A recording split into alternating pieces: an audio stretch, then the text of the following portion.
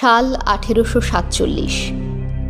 কলকাতার জানবাজারের রানীমা রানী রাসমণি স্থির করলেন তীর্থ করার উদ্দেশ্যে কাশী যাবেন।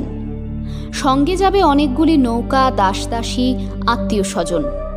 সব কিছুই প্রায় তৈরি, কিন্তু মা কালীর ইচ্ছের উপর তো আর কেউ নন। যাত্রার আগের রাতেই ঘটল এক অলৌকিক ঘটনা।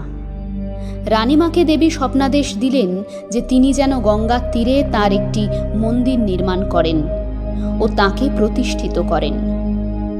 তারপরেই মন্দির নির্মাণ করে প্রতিষ্ঠিত হল দক্ষিণেশ্বর মন্দির। এই মন্দিরেরই অজানা কাহিনী বলবো আজকের ভিডিওয়ে।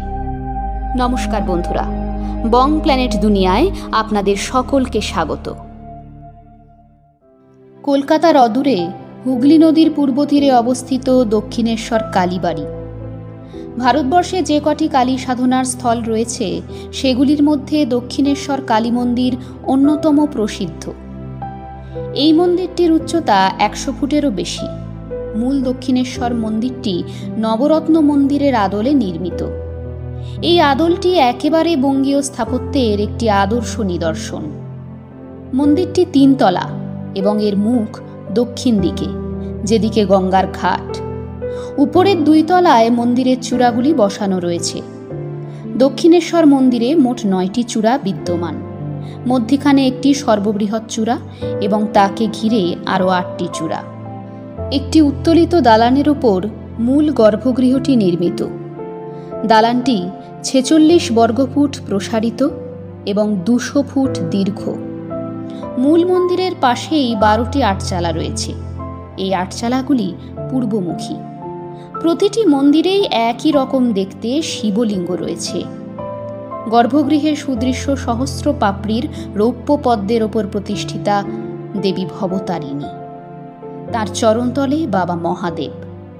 165 বছর ধরে এখানেই পূজিতা জগদীশ্বরী ভবতারিণী, যা দর্শন করতে আজও দেশ বিদেশ থেকে আসেন হাজার হাজার ভক্ত।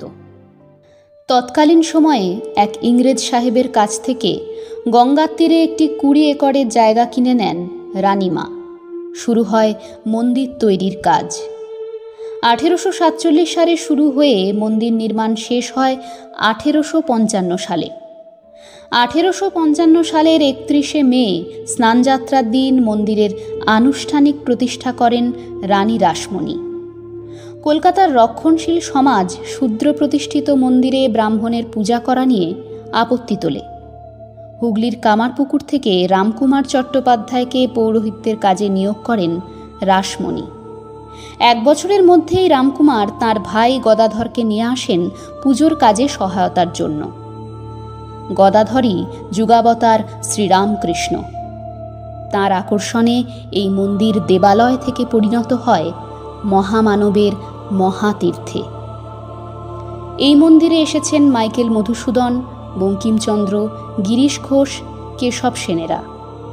এইভাবেই যুগের পর যুগ ধরে অগণিত মানুষের সমাগমে মহাসমারোহে উদযাপিত হয় মা ভবতারিণীর পুজো। দক্ষিণেশ্বর কালী মন্দিরে প্রতিদিন অজস্র পুণ্যার্থীর ভিড় লেগেই থাকে। মূল মন্দিরে পূজা দেওয়ার নির্দিষ্ট সময় রয়েছে। সাধারণত ভোর 5টা থেকে দুপুর 12:30 অবধি।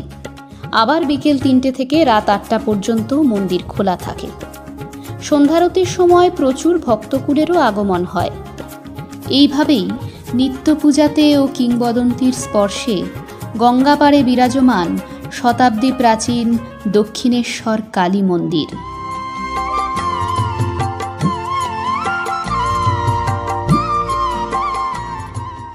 এই তো ছিল আজকের ভিডিও। কেমন লাগলো এই ভিডিওটি কমেন্ট করে অবশ্যই জানাবেন এবং ভিডিওটি লাইক শেয়ার করতে ভুলবেন না। আর পরবর্তী ভিডিওর আপডেট পাওয়ার জন্য অবশ্যই আমাদের চ্যানেলটি সাবস্ক্রাইব করে পাশের বেল আইকনটি ক্লিক করে রাখুন। ধন্যবাদ।